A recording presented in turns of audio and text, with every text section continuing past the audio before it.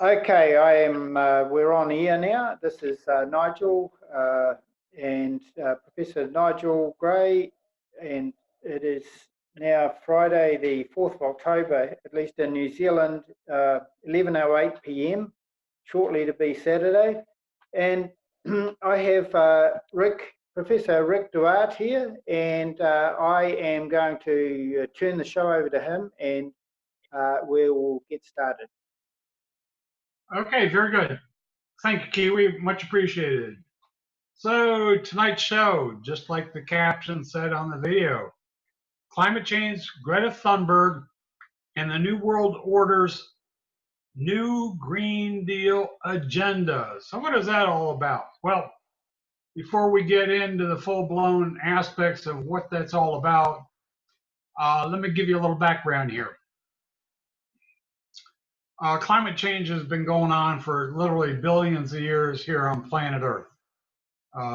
That's unequivocal and unargumentable.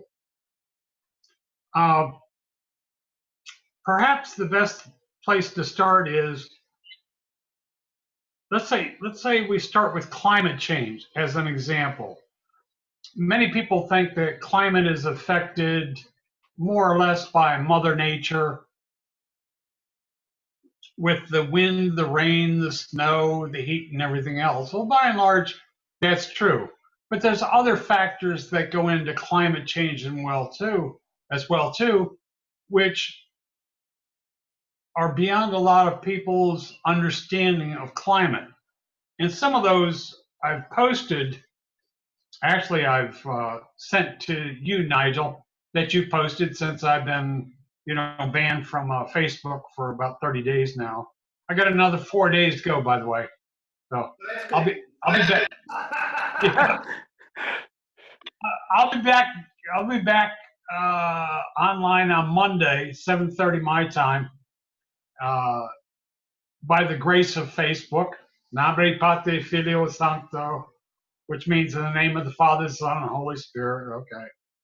But let's go back to this climate change. So if you look back in the past 2 weeks, there's been like at least 40 posts, both articles as well as memes, that have addressed the situation with regards to climate change. Now,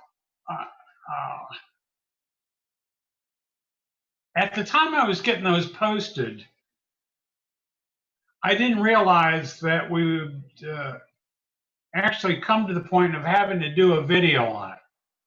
But it seems like it's appropriate for this particular time.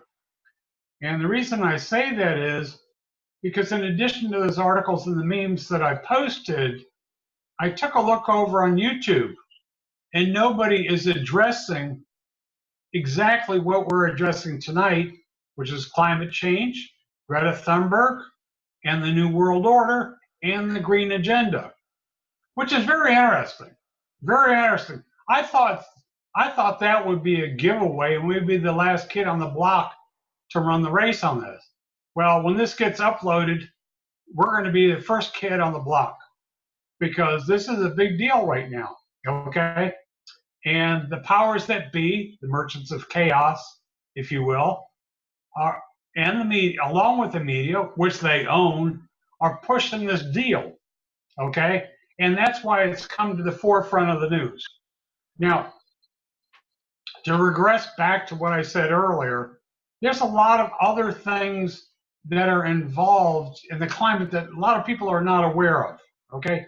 It's not only Mother Nature, it's not only Earth, as far as that goes, but there's factors in our solar system, as well as in our universe, that affect our weather here on planet Earth.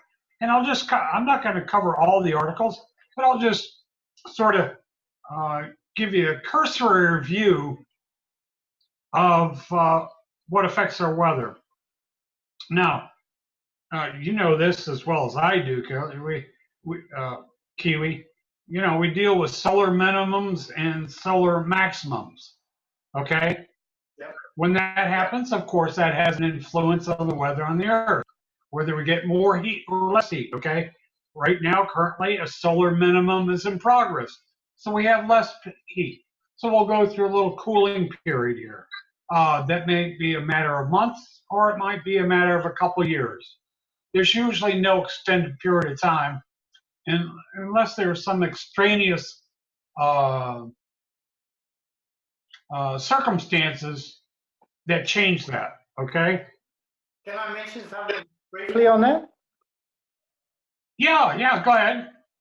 The a lot of people, there's a missing piece of data there on that, and that is that people say, well, yeah, people are saying solar minimum, but we're getting heat waves. Now, the part of this is that when the sun goes into this solar minimum, which basically means that it's got less sunspots, and those sunspots are the solar flares that give us the heat and so forth. But when that goes down, what also happens is that it affects the magnetosphere of the Earth, and it allows more cosmic radiation into Earth, and that is where you get this extreme heating going on.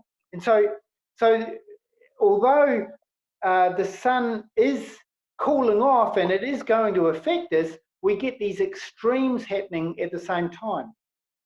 That's correct. In addition, to expound upon that just one step further, is a lot of people don't realize that our own ozone layer has been depleted quite a bit. So whether you go through solar maximum or solar minimum really doesn't make any difference, except for the degree of heat that you have. The fact of the matter is, it's going to get hot because the ozone layer is what protects you from the UV radiation. And we talked about this once before, several months ago. I don't know if it was on a video or not, but at least in a Skype chat that we did, Sure. is that what I've noticed myself personally here in the past, when was it? I was in the lawn and landscape business up until about 2013. And shortly after, I think it started right around 2014, 2015, right in that particular period of time. I noticed if I went out into, let's say, 80-degree weather, which is Fahrenheit, which is the equivalent of about 26 to 27 degrees Celsius, okay? Yeah. That temperature felt hotter than the temperature I felt out in Mesa, Arizona in 1971 when I was at the National Track Championships.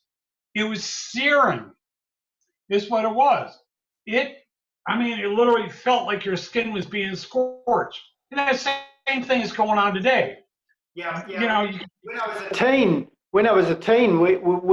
I recall sitting out there sunbathing, like literally sunbathing, and you'd just be, this is real nice, and get this beautiful tan going. Seriously, I had a really amazing tan at one stage, and which was surprising because I'm very fair-skinned, and like going, wow, that's pretty amazing, So I was like, oh yeah, but now you can't be out there for 5 minutes and have the same thing because it's just literally grilling you, burning. That's true.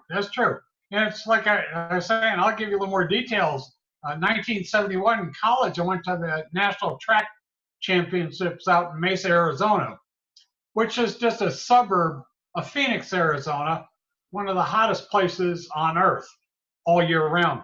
In fact, they gave us, the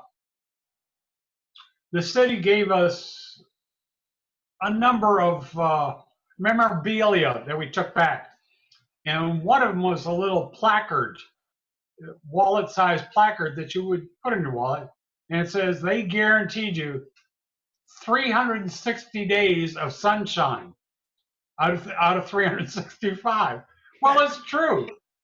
But when we're out there, of course, when we weren't running our events, we stayed at the hotel. Of course, we ate. We had a real good time. And then we sat by the pool, okay, which was really nice. And according to my father, I got the best tan he's ever seen of anybody, because when he picked me up at the airport 4 days later, he said, the only way I recognized you, he says, you were so dark. I was dark as the brown boys and the black boys on the track team. Okay? He says, the only reason I recognized you is because of your teeth and your smile.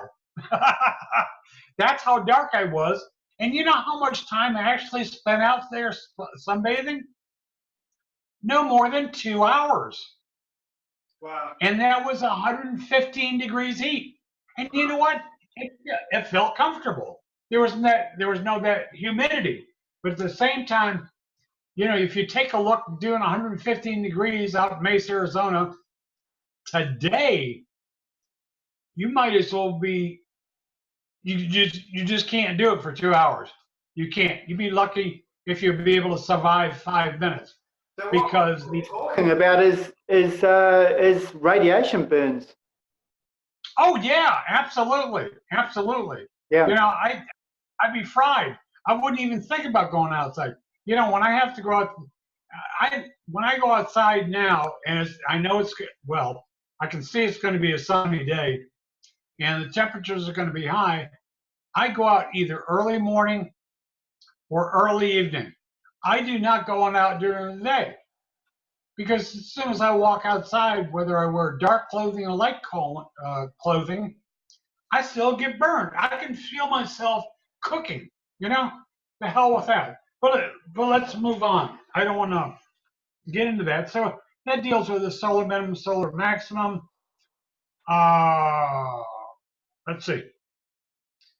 We're dealing with polar shifts right now. You know, the Earth wobbles back and forth. It's, you know, I guess the best analogy is like a top. When you played with it as a kid and you spun it, and it went round and round, and when it started to slow down, it started to wobble. So the North Pole of the sun, and the wobble of the solar, and then the south would be closer to the sun, and go back and forth as far as that goes. Well, when that happens over a long period of time, especially here on planet Earth, you get a polar shift. Well, if you take a true north and a true south, you know, you're looking at a vertical alignment there. Okay. And then, of course, the horizontal would be the east to west or west to east, whatever the case may be. Well, the polar shift means, well, the Earth is going to do a bit of a dance here. They're going to do a flip-flop where the North Pole becomes the South Pole. It's not going to be instantaneous. It's going to be gradual, but at one point, it's going to flip like that. So all of a sudden, you know, April showers bring May flowers will apply to New Zealand and will not apply to the United States anymore. Okay?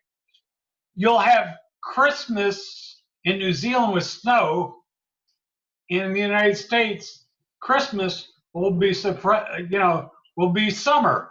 So that's something to think about. Okay? And this has been recorded in history for literally thousands of years. Moving along. Okay? You have on the sun what's known as coronal mass ejections. And what coronal mass ejections are is a blast of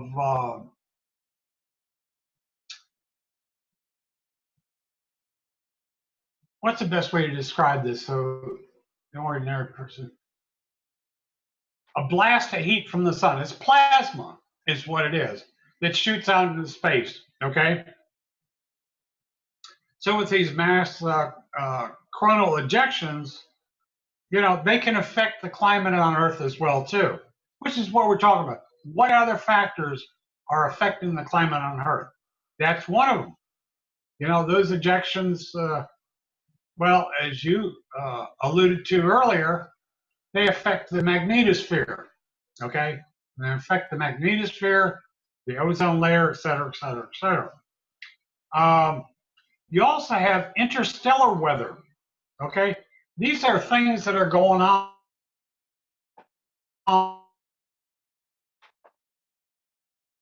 includes, they affect our tidal waves. The sun does as well too.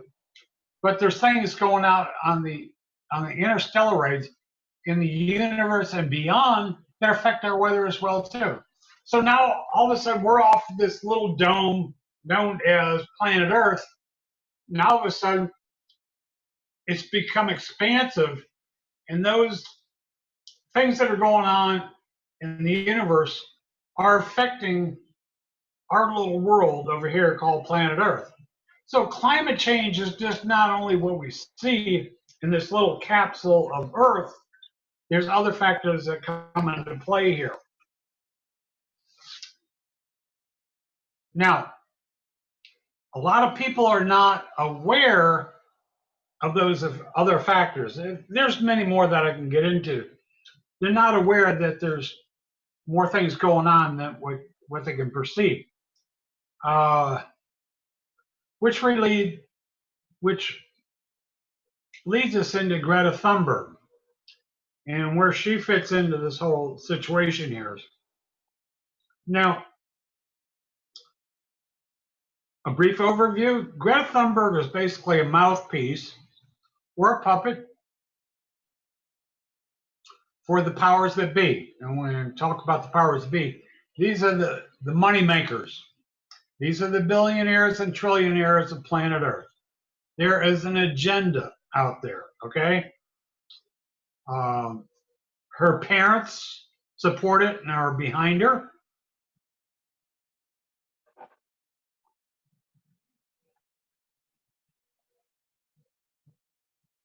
Let's take a break for a second here, Kiwi. Yeah, okay. I want to come back to this in just a second, okay? Okay. Okay, we're continuing. Okay, sounds good. So we're talking about Greta Thunberg and climate change. Now,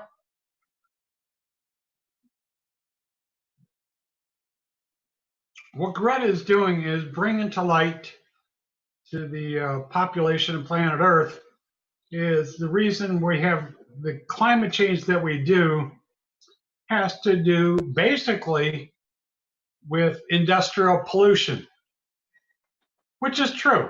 That's the biggest factor.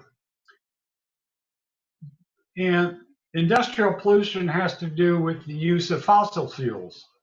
And, that's one of the biggest ozone depleters on the planet right there in itself. So what the powers that be are doing, they're moving away from fossil fuels to renewable energy. And I'll cover renewable energy here in just a minute. Back during the 30s, Rockefeller of the United States realized that his oil industry was not going to survive forever because there's a limited amount of oil to be tapped. As a matter of fact, I just came across an article yesterday. I just gave it a brief glance there.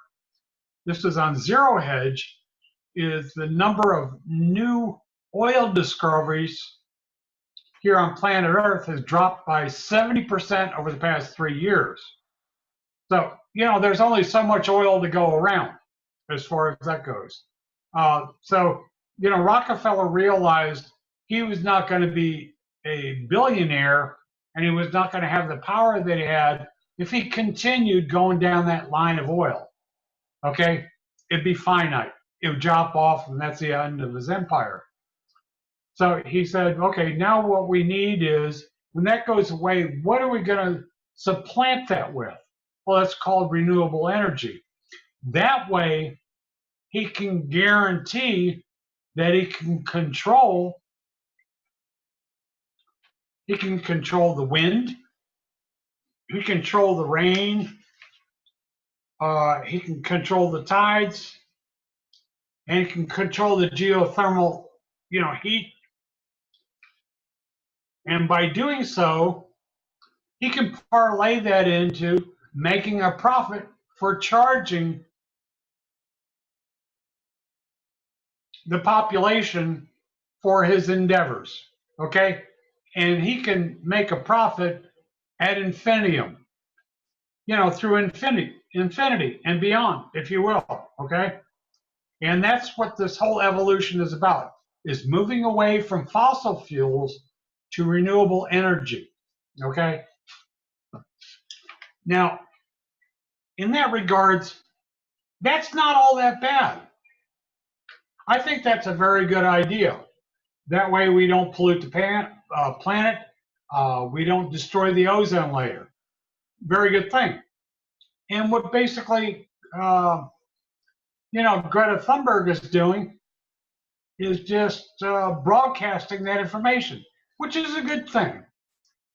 But I want people to keep in mind, at the same time it's a good thing, you've got to remember that Nikola Tesla had free energy available over 100 years ago. Yep. And people like Rockefeller and Thomas Edison just squashed that, as well as the billionaires who backed them up as far as that goes. So we could have had electricity free of charge for everybody on planet Earth. Actually, that was Tesla's goal. I'm sorry? That was Tesla's goal, in actual fact. His goal was to give free electricity to the entire planet. Exactly. Well, that wasn't going to happen because the powers that be wanted to make money off of it. That's right. You can't make any money, off something that's free. It's just like in vaccines. It's like if people were healthy, you would need to have vaccines. Well, the fact of the matter is, as well. Yeah, I mean, it affects everything. If you can't make a profit, you don't delve into it as far as that goes. The idea in the vaccine industry or the health industry is, if you keep people sick, you got a revolving door of people coming through that need medical care. If you're able to cure anything, people wouldn't come to your door anymore. It's as simple as that. But what they don't realize is that I almost said that word, they're imbeciles, because if you had cures for all the diseases here on planet Earth, which are all there's a cure for every disease except for death. Well, you'd have people knocking at your door. They'd be banging at your door to resolve their problems. You can make a lot more money than that, okay? It's a little bit of insanity, but we're getting a little bit off the pace. Now, we talked about Tesla's free energy. It's available to everybody. So we don't need to pay somebody to turn on our lamps or, turn on our lamps or run our air conditioners inside our home. That would have been available to you. There's no profit in that. Oh, well. So that got pushed to the bottom of the septic tank. You also have, and a lot of people are aware of this, some people aren't, that it's also been developed but squashed by the car industry, is hydrogen power or water powered vehicles. Well, we could have had that. So instead of having to pay, $2, $3, $4 for gasoline here in the United States, and I think it's what, $7 or $8 over in New Zealand for gas, you basically, you could go over to your spigot outside your home, put in the water hose, and fill up your tank with water and drive wherever you wanted to. Yeah, your water bill would go up a little bit, maybe $10. But the fact of the matter is you wouldn't be spending thousands of dollars for gasoline. You see? That's right. And the oil, you can't make a buck off of that. And of course, you have solar power as well too. If you can't afford the extra water bill, well, put some, solar panels on your car. Put some solar panels on your house. Free electricity. It's all there. It's all there. but it's not going to be given to you unless you have to pay for it. Okay? It's really simple. I mean, it's like,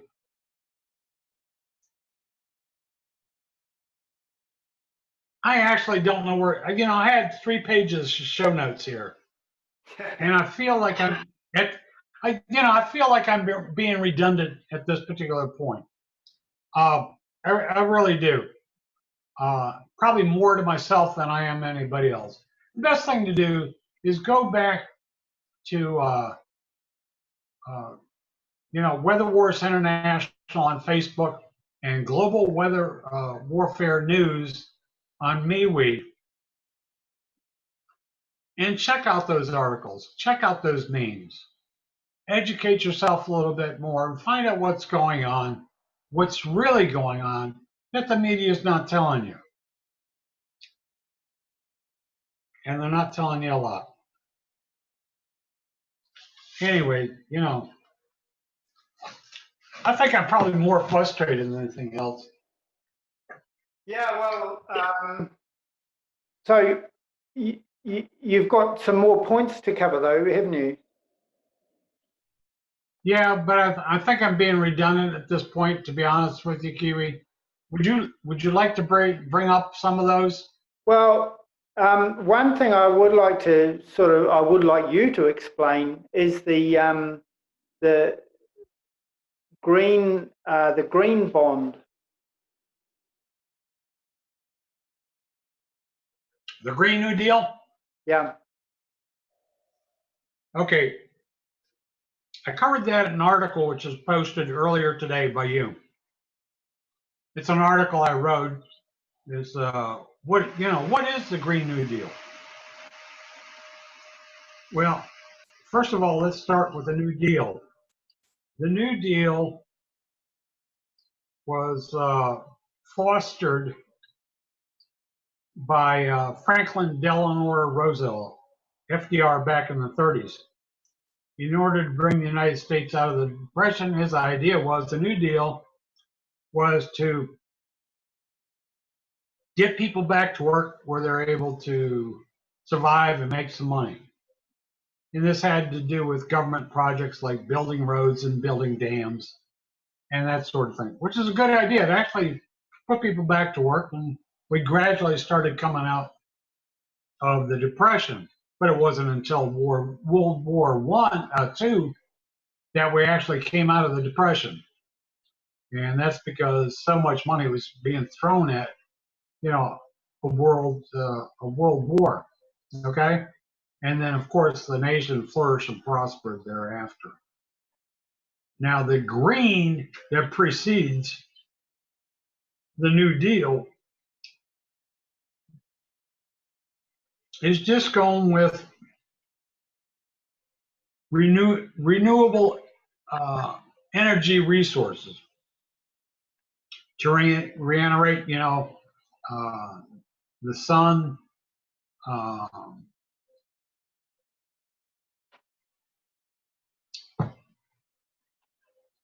you have waves, and you have the wind, basically as far as that goes.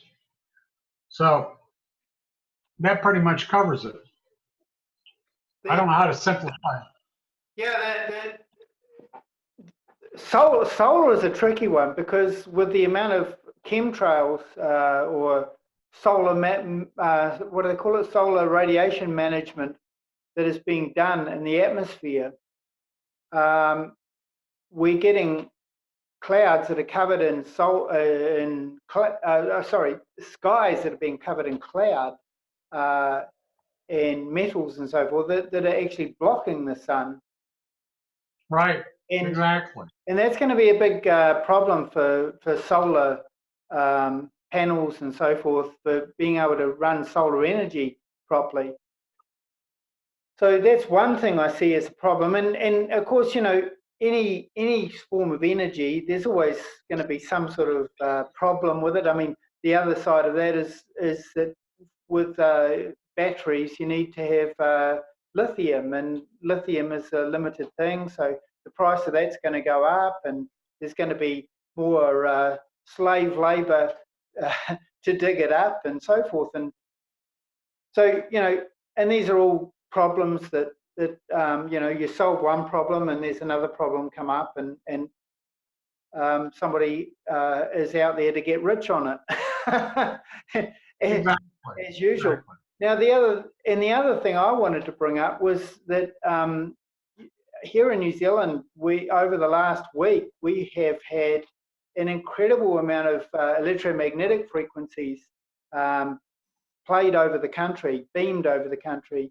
to influence the weather and possibly bring about earthquakes. And certainly we had an earthquake, we had a few earthquakes, including a sizable, it was 5.4, there was in Wairoa, and a 4.7 at least in Fiordland in this last week.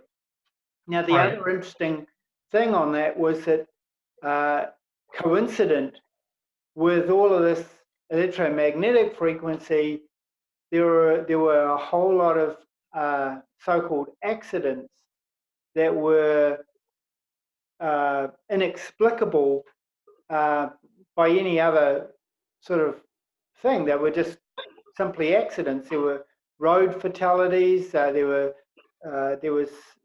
some of them were just really nasty accidents too. There was like a motorbike went into a crowd of people and a 2-year-old was killed. And I mean, I hate to even mention it. There was a 4-year-old boy killed in a farm accident. There was a radiation. The national airlines radars were down for a day, and there was a light plane crashed. Not because of the radars. Actually, at a different time, there was a light plane crashed and 2 people killed. So all of these things all happened within this short space of time, which doesn't normally happen. Right. So what do we call this? Collateral damage for the new, weapons of choice, or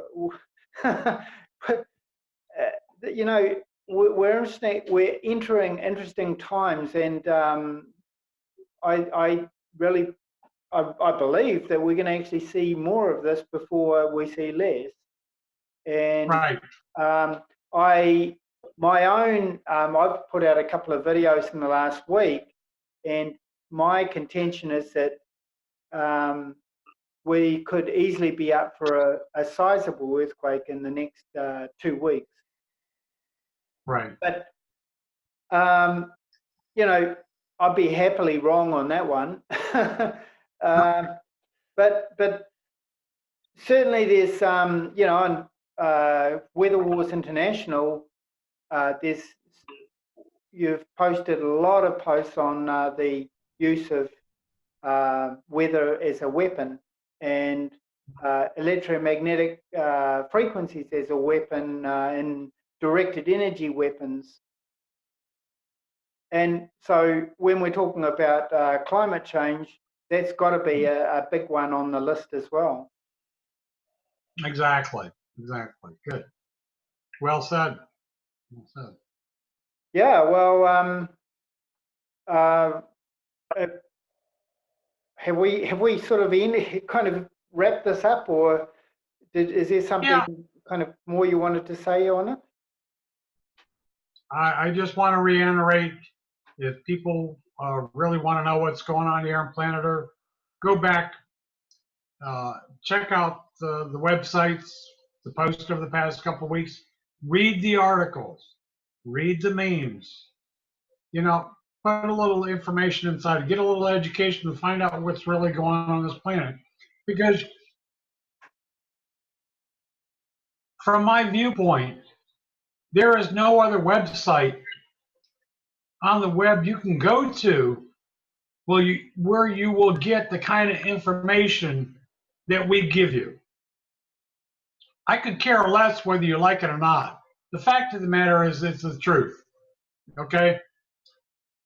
Well, and that, Rick, there's a lot of people who are realizing that, because we just I just approved 26 new members today in one shot. I think it was 31, I think it was. Yeah, on the average, Weather Wars International, we approve somewhere in the vicinity of about, and this is an average, a 3-year average. We approve 400 to 600 new people during the course of a month. That's 28 days. So do the math. That's 100 to 150 every single week. So to have 25 in a day, that's pretty damn good.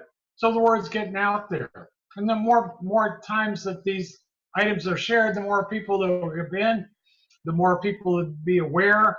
The more people that are aware, the more people will do something, and the more people that do something will actually get something done. We can reverse things on this planet. You can pray all you want. You can pray to your God, whoever it may be. But the fact of the matter is, it all comes back to you.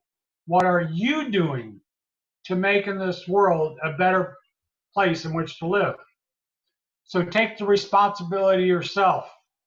Don't rely on somebody else to get it done, because it's not going to happen, baby. We're doing our part. You need to do your part. That's all I have to say. Well, okay. Well, we'll keep updated on the Weather Wars International page and on MeWe on Global Weather Warfare News. And anyone, please, if you really want to get on board and help, then we have the Patreon page, which we have, or we can resend that link as well with this video. And okay, good. Yeah, so thank you for your time, Rick, and we will get this video up and running and posted, and wait and see,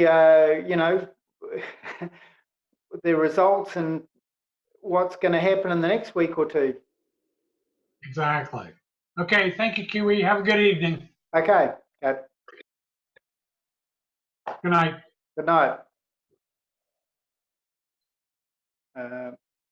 Just stopping this meeting.